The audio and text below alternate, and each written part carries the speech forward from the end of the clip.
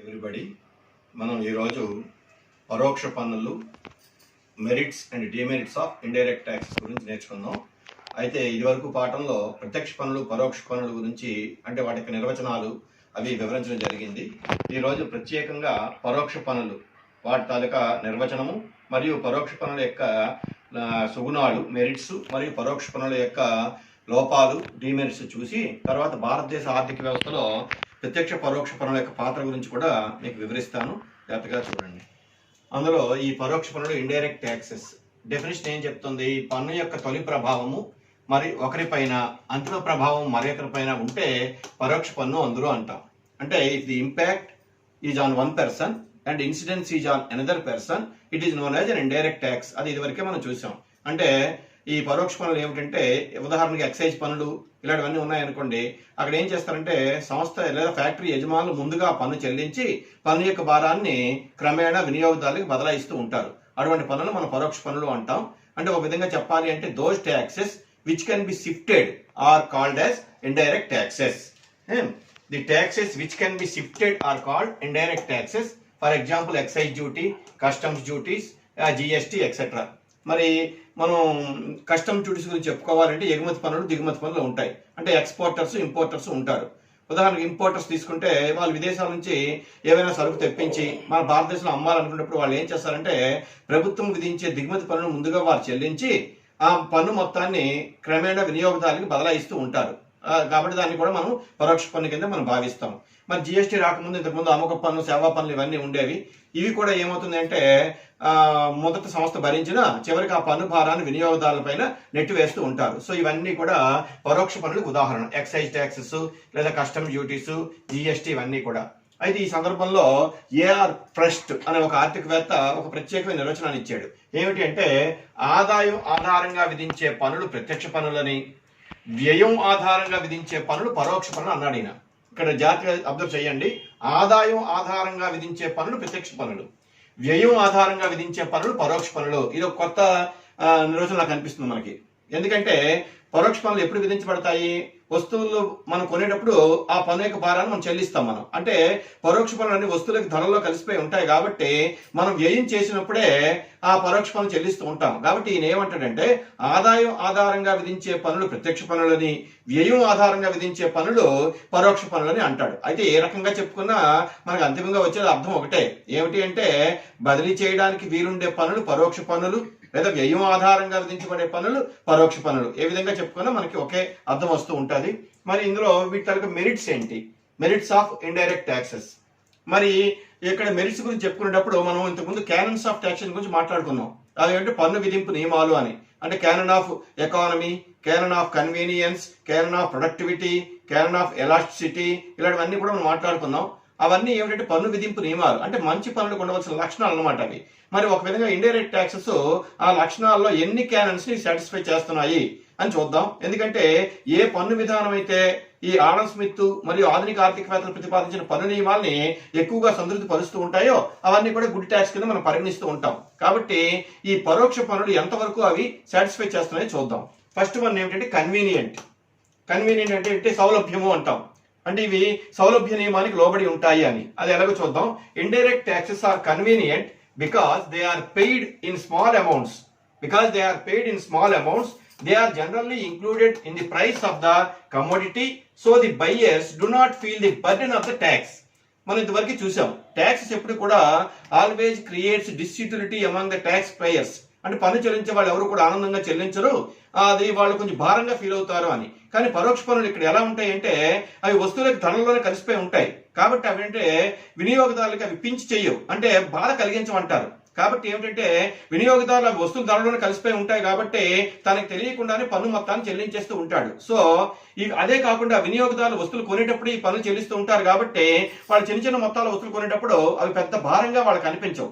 మరి ఇక్కడ ప్రత్యక్ష పన్నులతో కానీ పోలిస్తే ఏమవుతుందంటే ప్రత్యక్ష పన్నులు వినియోగదారుడికి ఎంత భారం మోపుతాయో తెలిసిపోతూ ఉంటాయి, కొంచెం భారంగా ఫీల్ అవుతాడు. కానీ పరోక్ష పన్నుల విషయంలో అవి ధరలోనే కలిసిపోయి ఉంటాయి కాబట్టి పెద్ద భారంగా అతను ఫీల్ అవడు. కాబట్టి ఇవేంటంటే they are very convenient to the consumers for paying the taxes. Second one ఏంటంటే వైడ్ కవరేజ్. మరి సాధారణంగా పన్నుల విధానం గురించి మాట్లాడేటప్పుడు మనం ఒకటి అంటూ ఉంటాం. ఏమిటంటే ఒక దేశంలో ఉండే ప్రజలు అంటే వాళ్ళు పౌరులు కావచ్చు, విదేశస్తులు కావచ్చు, ఎవరైనా సరే పన్నులు చెల్లించాలి అని. ఎందుకంటే ప్రభుత్వానికి మనం పన్నులు ఎందుకు చెల్లించాలి? ప్రభుత్వం లేకపోతే మనకి మనుగడే లేదు. ఎందుకంటే ప్రభుత్వం మనకి కాపాడుతూ ఉన్నది, దేశానికి విదేశీయాల నుంచి కాపాడుతున్నది, లా అండ్ ఆర్డర్ మెయింటైన్ చేస్తూ ఉంటుంది. అటువంటిప్పుడు ఏమిటంటే ప్రభుత్వం యొక్క కార్యక్రమాల నిర్వహణ కోసం అయ్యే ఖర్చు మొత్తాన్ని మనందరం కలిసి భరించాలి. అటువంటిప్పుడు ఏమవుతుంది అంటే మరి ప్రత్యక్ష పన్ను తీసుకుంటే అది అందరూ చెల్లిస్తారా అంటే ఎవరైతే ఒక నిర్దిష్ట స్థాయికి మించి ఆదాయం కలిగి ఉన్నారో వాళ్ళు మాత్రమే చెల్లిస్తారు. కానీ పరోక్ష పన్నులు ఏమిటంటే సమాజంలో ఉన్న అందరూ చెల్లించాల్సి వస్తుంది. ఎందుకంటే ఈ ధరల్లో కలిసిపోయి ఉంటాయి కాబట్టి అందరూ చెల్లించాలి. అంటే rich class people, middle class people, poor class people అందరూ కూడా చెల్లించాలి. లో class, middle class, high income groups అందరూ కూడా చెల్లించాలి. ఎందుకంటే అన్ని వర్గాల ప్రజలు కూడా వాళ్ళ తాహత మేరకు ఏవో కొన్ని రకాల వస్తువులు కొంటూనే ఉంటారు. అన్నప్పుడు ఏమవుతుందంటే ఆటోమేటిక్గా ఆ వస్తువుల యొక్క ధరల్లోనే పరోక్ష పనులు కలిసిపోయి ఉంటాయి కాబట్టి సమాజంలో అందరూ కూడా ఇక్కడ పన్ను చెల్లించినట్లు అవుతుంది. మీరు అనుకోవచ్చు, మనం బిచ్చగాళ్ళు ఉంటారు, బెగ్గర్స్, వాళ్ళు ఏమైనా పన్ను చెల్లిస్తున్నారా అంటే నేనేమంటానంటే ఖచ్చితంగా వాళ్ళు కూడా పన్ను చెల్లిస్తారు. ఉదాహరణకు ఒక బిచ్చగాడు రోజంతా బిచ్చం ఎత్తుకొని ఒక 100 రూపాయలు సంపాదించాడు అనుకుందాం. సాయంత్రం అయ్యేసరికి బేకరీకి వెళ్ళి అతను ఒక బ్రెడ్ కొనుక్కున్నాడు అనుకుందాం. ఆ బ్రెడ్ ఖరీదు ఒక 50 రూపాయలు ఉంటే అందులో పన్ను మొత్తం 5 రూపాయలు ఉండే ఉంటుంది. అంటే ఇక్కడ ఏమవుతుందంటే ఒక బెగ్గర్ కూడా ప్రభుత్వానికి పన్ను చెల్లిస్తున్నాడు అక్కడ, కానీ ఆ విషయాన్ని అతనికి తెలియకపోవచ్చు. సో మొత్తాన్ని చెప్పేది ఏమిటంటే ది సిటిజన్స్ ఆఫ్ ద అంటే ఆ దేశంలో ఉండే పౌరులందరూ కూడా ప్రభుత్వానికి పన్ను చెల్లించాలి.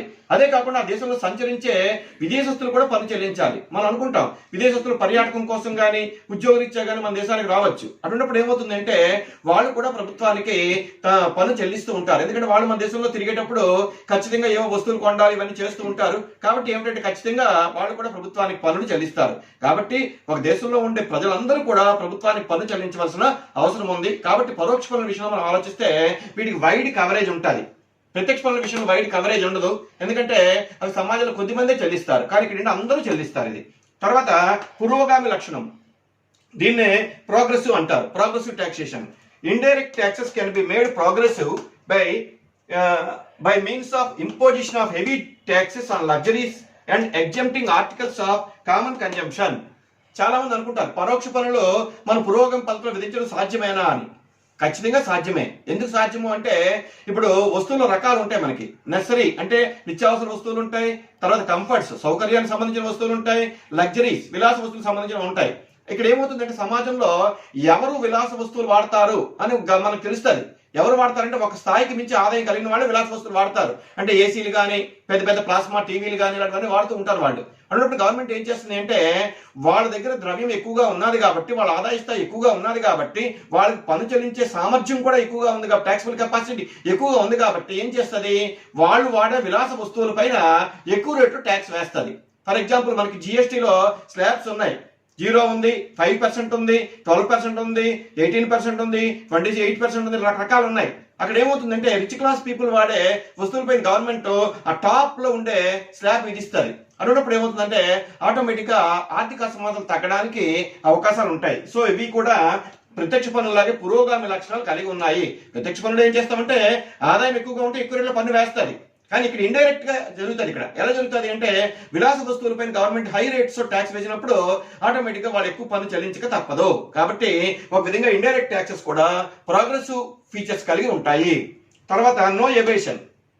ఇక్కడ మనం ఒకసారి నిన్న అనుకున్నాం ఏమిటంటే ప్రత్యక్ష పన్నులు చాలా మంది ఎగవేయడానికి ప్రయత్నాలు చేస్తారు. ఎందుకంటే అవి భారాన్ని కలిగిస్తారని ఫీల్ అవుతారు కాబట్టి వాళ్ళు ఆడిటర్స్ ని పెట్టుకోవడం, ట్యాక్స్ కన్సల్టెంట్స్ పెట్టుకోవడం, తద్వారా పన్నులు ఏదో రకం మినహాయింపు పొందడానికి ట్రై చేస్తూ ఉంటారు. కానీ పరోక్ష పన్నుల విషయంలో ఇక్కడ కూడా కొంత అవకాశం ఉంది, కానీ అంతగా ఎక్కువ అవకాశం ఉండదు. ఎలాగో చూద్దాం. ఏమిటంటే the taxes are generally difficult to be avoided as they are included in the price of the commodity. అంటే వస్తువులకి ధరల్లోనే కలిసిపోయి ఉంటాయి కాబట్టి ఆ వస్తువులు మన కోరిక తెచ్చుకోవడానికి మనం కొంటూ ఉంటాం కాబట్టి ఆటోమేటిక్ గా మనం ఆ వస్తువులు పొందాలి అంటే ప్రభుత్వానికి పన్ను చెల్లించక తప్పదు. కాబట్టి ఇక్కడ ఏంటంటే పాసిబిలిటీ ఫర్ ఎవేషన్ చాలా లిమిటెడ్ గా ఉంటుంది. లిమిటెడ్ అంటే వాళ్ళ వస్తువులు వద్దు అనుకుంటేనే వాళ్ళు పన్ను ఎగ్గట్టగలరు, కానీ వస్తువులు కావాలి అనుకుంటే మన పన్ను చెల్లించక తప్పదు. తర్వాత రిడ్యూస్ హార్మ్ఫుల్ కన్జంప్షన్. ఇది మనం అనుకున్నాం పన్నుల యొక్క లక్ష్యాలు ఏమిటి అని నిన్నే అనుకున్నాం. అదేమిటంటే ప్రభుత్వం కేవలం ఒక రాబడి వనరుగానే చూస్తుందా, లేదా ఇతరత్ర ఏమైనా ఆశయాలు ఉన్నాయా అని. చాలా ఆశయాలు ఉంటాయి పన్నుల విధింపులో. ఏమిటంటే దేశంలో ప్రజల యొక్క ఆరోగ్యాన్ని కాపాడడానికి ప్రభుత్వము కొన్ని ఉత్పత్తులపైన భారీ ఎత్తున పన్నులు వేయొచ్చు, లేదా వాటిని నిషేధించి వచ్చి కూడాను. అంటే ఇక్కడ ఏమవుతుందంటే ఆల్కహాలిక్ లిక్కర్స్ కానీ, సిగరెట్స్ కానీ, ఈ గంజాయి గుట్కాలు కానీ, ఈ పాన్ పరాగులు కానీ ఇలాంటివి ఉన్నాయంటే అవి ప్రజల యొక్క ఆరోగ్యానికి చాలా భంగకరంగా ఉంటాయి. అన్నప్పుడు ప్రభుత్వం ఏం చేస్తుంది, వాటి యొక్క వినియోగాన్ని క్రమబద్ధం చేయడానికి, ఒక విధంగా తగ్గించడానికి ఏం చేస్తుంది అంటే ఖచ్చితంగా వాటిపైన ఎక్కువ రేట్లో పన్ను వేస్తుంది. అన్నప్పుడు ఏమవుతుందంటే ఎప్పుడైతే ఎక్కువ రేట్లో పన్ను వేసిందో వాటికి ధరలు దారుణంగా పెరిగిపోతూ ఉంటాయి. అప్పుడు కొనేవాడు కూడా కొంచెం భయపడతాడు. అంటే ఏంటి, అతని వినియోగాన్ని క్రమేణా తగ్గించుకుంటాడు. ఇప్పుడు మన భారతదేశంలో చూస్తే గడిచిన 20 సంవత్సరాల్లో అంటే గడిచిన 2 దశాబ్దాలలో సిగరెట్ స్మోకింగ్ అనేది చాలా వరకు తగ్గింది. ఒకటి అడ్వర్టైజ్మెంట్ వల్ల కావచ్చు, లేదా గవర్నమెంట్ భారీ ఎత్తున పన్నులు వేయడం వల్ల కావచ్చు, సిగరెట్ స్మోకింగ్ చాలా వరకు తగ్గింది.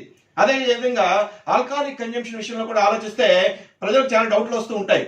అసలు ఆల్కహాలిక్ ఉత్పత్తి ఆపివచ్చు కదా, కానీ అటు మన ప్రధానంగా రాష్ట్ర ప్రభుత్వాలకు ఏంటంటే ఈ ఎక్సైజ్ డిపార్ట్మెంట్ కి ఇది పెద్ద ఆదాయం ఉన్నది.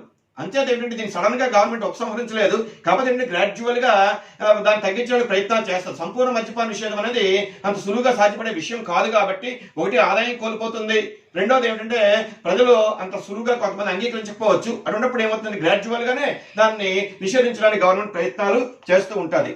So heavy taxation and articles which are injurious to health may restrict their consumption. For example, cigarettes, liquors, etc. So మొత్తాన్ని పరోక్ష పన్నుల ద్వారా మనము ప్రజల యొక్క ఆరోగ్యానికి ఏవైతే హానికరంగా అనుకుంటామో వాటి యొక్క వినియోగాన్ని తగ్గించడానికి అవకాశం ఉంది. ఎలా అవకాశం ఉందంటే వాటిపైన హై రేట్ ఆఫ్ టాక్సేషన్ వేయాలి. తర్వాత నెగిటివ్ ఇంపాక్ట్ వస్తుంది అనమాట, హెల్త్ అండ్ ఎఫిషియన్సీ. ఏమిటంటే ఇక్కడ ఈ ఆల్కహాలిక్స్ కానీ, సిగరెట్స్ కానీ ఇవి తాగడం వల్ల ఏమవుతుందంటే హెల్త్ పాడవుతుంది, వాళ్ళ యొక్క పనిచేసే సామర్థ్యం ఎఫిషియన్సీ కూడా దెబ్బతింటుంది. అవి దెబ్బతినకుండా ఉండాలి అంటే వాటి యొక్క వినియోగాన్ని తగ్గించాలి. వాటి యొక్క వినియోగాన్ని తగ్గించాలి అంటే వాటిపైన భారీ ఎత్తున ఎక్కువ రేటు ట్యాక్స్ వేసేయాలన్నమాట. తర్వాత లాస్ట్ అడ్వాంటేజ్ ఏమిటి అంటే ఎలాస్టిసిటీ. ఈ పరోక్ష పన్నులు వ్యాకోచిత్వ స్వభావాన్ని కూడా కలిగి ఉంటాయి. అంటే ప్రభుత్వానికి ఎప్పుడైతే రాబడి ఎక్కువగా కావాల్సి వస్తుందో ప్రభుత్వం ఏం చేస్తుంది, అవసరమైతే వీటిపైన పన్ను రేట్లు పెంచడం కానీ, లేదా ఇది వరకు విధించకుండా ఏ వస్తువులపైన అయితే విధించలేదో వాటిపైన పన్నులు వేయడం కానీ ఇలాంటివన్నీ చేయొచ్చు. కాబట్టి ఏమిటంటే ఇవి కూడా వ్యాకోచిత్వ లక్షణాలు కలిగి ఉన్నాయి.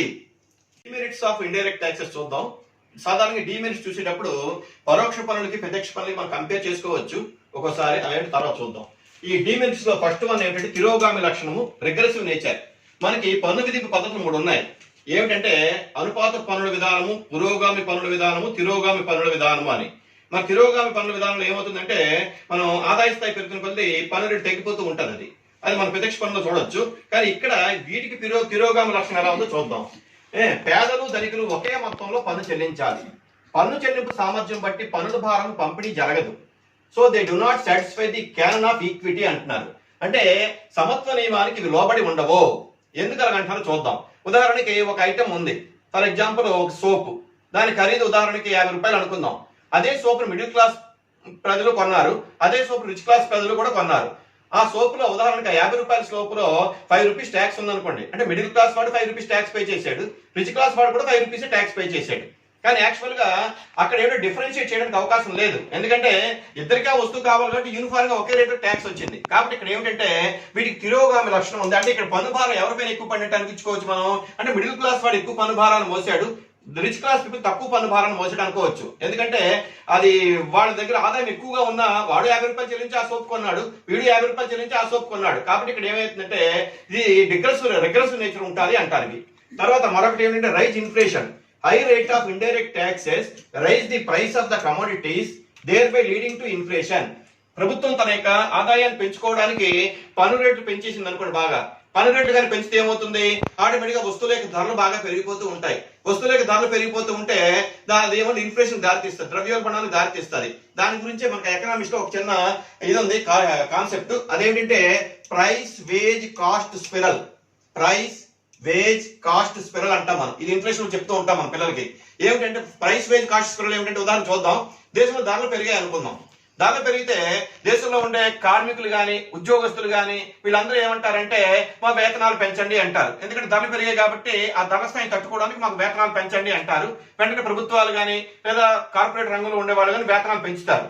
సరే, అంతవరకు బాగానే ఉంది. ఎప్పుడైతే వేతనాలు పెరిగాయో ఆటోమేటిక్ గా వాళ్ళ యొక్క ఉత్పత్తి వ్యయం పెరుగుతుంది. ఎందుకంటే వేజ్ బిల్ ఎప్పుడైతే పెరిగిందో కాస్ట్ ఆఫ్ ప్రొడక్షన్ పెరుగుతుంది. వెంటనే సంస్థలు ఏం చేస్తాయి, తాము ఉత్పత్తి చేసే వస్తువుల యొక్క ధరలు మళ్ళా పెంచుతాయి.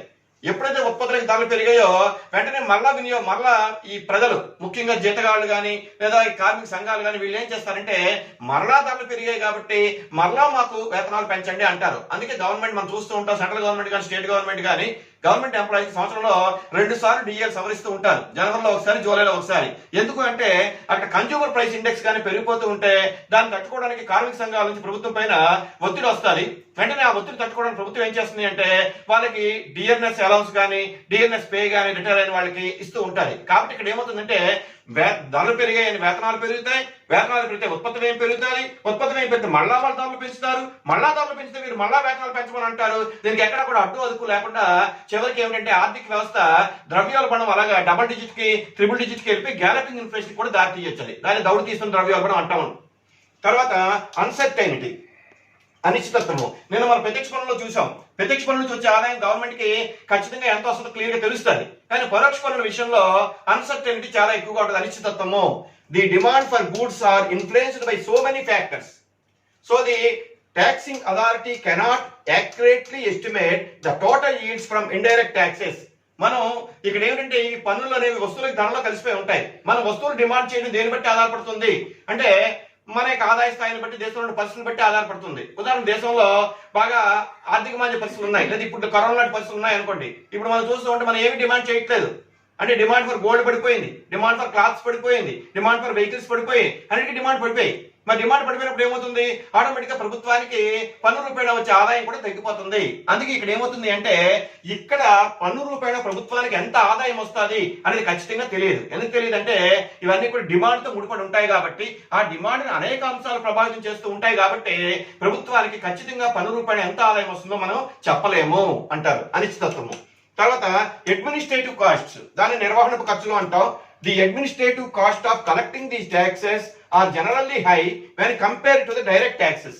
అంటే ప్రత్యక్ష పన్నులతో పోలిస్తే పరోక్ష పన్నులు వసూలు చేయడానికి ప్రభుత్వానికి కొంచెం ఎక్కువ ఖర్చు అవుతుంది. కారణం ఏంటంటే ఎక్కువ పెద్ద యంత్రాంగం ఉండాలి, అనేక మంది ఉద్యోగస్తులు ఉండాలి, ఎప్పటికప్పుడు చట్టాలు సవరించుకుంటూ వెళ్ళాలి. కాబట్టి పరోక్ష పన్నులు వసూలు చేయడానికి అయ్యే ఖర్చు ప్రభుత్వానికి చాలా ఎక్కువగా ఉంటుంది when compare to the direct taxes. తర్వాత పాసిబిలిటీ ఫర్ ఎవేషన్, మనం ఇందాక అనుకున్నాం ఇందులో పన్ను ఎగవేయడానికి అవకాశం లేదు అనుకున్నాం. ఇక్కడ ఏమిటంటే ఇక్కడ నో ఎవేషన్ అని, కానీ యాక్చువల్గా ఏమిటంటే ఎవేషన్ ఉంటుంది. ఎలా ఉంటుంది అంటే మనం ఇప్పుడు చూస్తూ ఉంటాం ఏమిటంటే చాలా మంది స్మగ్లింగ్ చేస్తూ ఉంటారు, కొంతమంది ఏమో అక్రమంగా నిల్వ చేస్తూ ఉంటారు, హోర్డింగ్ చేస్తూ ఉంటారు, దొంగ రవాణాలు చేస్తూ ఉంటారు. అది ఉన్నప్పుడు ఏమిటంటే వాటి ద్వారా ప్రభుత్వానికి పన్ను రూపాయల ఏ రకమైన రాబడి కూడా రాదు. అదే చెప్తున్నాను ఇక్కడ. వస్తువుల దొంగ రవాణా, నకిలీ వస్తువుల తయారీ, డూప్లికేట్స్, అక్రమ నిల్వలు మొదలగు వాటి ద్వారా ఎగవేతకు ఆస్కారం ఉన్నది. మనకి ఎప్పుడు కూడా ఎక్సైజ్ డిపార్ట్మెంట్ వాళ్ళు రైడ్ చేసి పట్టుకుంటూ ఉంటారు వ్యాపారస్తుల్ని, రైస్ మిల్లర్స్, వీళ్ళందరినీ కూడా. నీకు ఎంతవరకు లైసెన్స్ ఉంది, నువ్వు ఎంత స్టాక్ చేసావు, నీకు లైసెన్స్ ఏమో ఒక వరకు ఉంటే నువ్వు ఇంకా ఎక్కువ స్టాక్ చేసావు కాబట్టి you have to pay the fines or penalties, నీపై చట్టరీత్యా చర్య తీసుకుంటావు అంటారు. అంటే ఒక విధంగా చెప్పేది ఏమిటి అంటే కొన్ని సందర్భాల్లో వ్యాపారస్తులు అక్రమ లాభాలకి ఆశపడి ఏం చేస్తూ ఉంటారంటే ఈ దొంగ అంటే సరుకుని అక్రమంగా నిల్వ చేయడం కానీ, లేదా దొంగ రవాణా, రాత్రిపూట దొంగ రవాణా చేయడం కానీ, లేదా డూప్లికేట్లు తయారు చేయడం కానీ చేస్తూ ఉంటారు. మనం చూస్తూ ఉంటాం గిరిజన ప్రాంతాల్లో ఈ శాండీస్ అంటే సంతల్లో అక్కడ అమ్మే వస్తువులన్నీ కూడా చాలా వరకు డూప్లికేట్సే. నేను చాలాసార్లు అబ్జర్వ్ చేశాను. లైఫ్ బాయ్ అని ఉందనుకోండి, లైఫ్ బాయ్ ఏంటి, LIFEBUOY, అది దాని యాక్చువల్ స్పెల్లింగ్. వాళ్ళు ఏం చేస్తారంటే ఈ డూప్లికేట్ తయారు చేసేవాళ్ళు సేమ్ అదే ప్యాకింగ్ ఇస్తున్నారు, LIFEBOY అని పెడుతున్నారు. యాక్చువల్ గా BUOY ఏమో BOY అని పెట్టి అమ్మేస్తున్నారు. మరి అమ్మాయికి లేని గిరిజనులు ఏం చేస్తారంటే అది చూసి ఇదే లైఫ్ బాయ్ సబ్బు కావాలని వాళ్ళు కొనుక్కుంటూ ఉంటారు. అలాంటప్పుడు ఏమవుతుందంటే వాటిపైన ప్రభుత్వం ఎటువంటి పన్ను రూపాయల ఆదాయం పొందలేదు. కాబట్టి డూప్లికేట్ తయారు చేసే అవకాశం ఉంది, దొంగ రవాణా చేసే అవకాశం ఉంది, అక్రమ నిల్వ చేసే అవకాశం ఉంది. అటువంటి ప్రభుత్వానికి పరోక్ష పన్నుల ద్వారా పెద్దగా రాబడి వస్తుందని మనం అనుకోలేము. కాబట్టి ఇక్కడ కూడా there is possibility for evasion. But in a nutshell indirect tax are paid with less irritation than direct taxes. మరి క్లుప్తంగా చెప్పాలి అంటే డైరెక్ట్ ట్యాక్సెస్ కన్నా ఇండైరెక్ట్ ట్యాక్స్ ని ప్రజలు తక్కువ బాధతో లేదా తక్కువ అసంతృప్తితో పే చేస్తూ ఉంటారు. ఎందుకంటే ఇక్కడ పన్ను భారం వాళ్ళకి డైరెక్ట్ గా తెలియదు కాబట్టి. when compared to direct taxes, indirect taxes are less painful. We can say that indirect taxes are less painful to the people or consumers. అంటే ఒక విధంగా చెప్పాలంటే ప్రత్యక్ష పన్నులతో పోలిస్తే పరోక్ష పన్నుల యొక్క భారము ప్రజలు పెద్దగా భరించినట్టుగా వాళ్ళకి అనిపించదు, వాళ్ళు కడుతూ ఉంటారు. తర్వాత కంక్లూజన్ మనం ఏం చెప్తూ ఉంటామంటే, ఒక దేశంలో పన్నుల విధానం సమగ్రంగా రూపొందించాలి, కాంప్రహెన్సివ్ ట్యాక్స్ సిస్టమ్ తయారు చేయాలి అంటే మీకు ప్రత్యక్ష పన్నులు కావాలా, పరోక్ష పన్నులు కావాలా, ఏదో ఒకటి ఎంచుకోవడం అంటే కుదరదు. అక్కడ ఏంటంటే the tax system should be composed of both the direct and indirect taxes. అందులో సమగ్రమైన పన్నుల విధానం రూపొందించాలి అంటే ప్రత్యక్ష పన్నులు ఉండాలి, పరోక్ష పన్నులు ఉండాలి. అయితే ఇక్కడ ఏమవుతుందంటే అభివృద్ధి చెందిన దేశాలకి, అభివృద్ధి చెందుతున్న దేశాలకి కొద్దిగా తేడాలు వస్తాయి. అవన్నీ మీకు తర్వాత చెప్తాను. మొత్తానికి ఏంటంటే కాంప్రహెన్సివ్ ట్యాక్స్ సిస్టమ్ అనేది తయారు కావాలి అంటే తప్పనిసరిగా it should be composed of both direct taxes and indirect taxes. అవే చూద్దాం ఇప్పుడు. ఈ డెమార్కో అనే ఒక ఆర్థికవేత్త ఏం చెప్తున్నాడంటే, both direct and indirect taxes are complementary to each other, they are not substitutes, they are complementary to each other. అవి రెండు ఒకదానికొకటి పూరకాలుగా ఉండాలి. ఎందుకంటే సమాజంలో అందరినీ పన్నుల పరిధిలోకి తేవాలి అంటే డైరెక్ట్ ట్యాక్స్లు ఉండాలి, ఇండైరెక్ట్ ట్యాక్స్లు ఉండాలి. ఎందుకంటే ప్రభుత్వానికి పన్ను రూపాయల వచ్చిన రాబడి పెరగాలి అంటే సమాజంలో రిచ్ క్లాసు లేదా అబవ్ మిడిల్ క్లాసు వీళ్ళందరూ కూడా పన్నులు చెల్లించాలి. అదేవిధంగా వస్తువులకి ధరలో ఉండే పరోక్ష పన్నులు కూడా అందరూ చెల్లించాలి. కాబట్టి అది ఎలా ఉండాలి అంటే ఈ should be the direct tax, indirect tax కూడా ఒకదానికొకటి కాంప్లిమెంటరీగా ఉండాలి, కానీ 80% ఒకదానికొకటి ప్రత్యామ్నాయంగా ఉండకూడదు. అంటే they should be complementary to each other, పూరకాలుగా ఉండాలి. తర్వాత గ్లాడ్స్టోన్ అనే ఆర్థికవేత్త మనోడు చెప్తున్నాడు. ఆయన ఏమంటే both direct and indirect taxes are beautiful sisters అంట. అంటే ఒక అందమైన సుందరీమణులు వంటివి అంటాడు ఆయన. అంటే ఇది సరదాగా చెప్పిన మొత్తానికి ఏమిటంటే ఒక దేశంలో ప్రజల నుంచి ప్రభుత్వం పన్ను రూపాయల రాబడి సమకూర్చుకోవాలి అంటే తప్పనిసరిగా డైరెక్ట్ ట్యాక్స్లు ఉండాలి, in the same way indirect ట్యాక్స్లు కూడా ఉండాలి. తర్వాత డెవలప్డ్ ఎకానమీస్ కి డెవలపింగ్ ఎకానమీస్ కి మన తేడాలు ఉన్నాయి.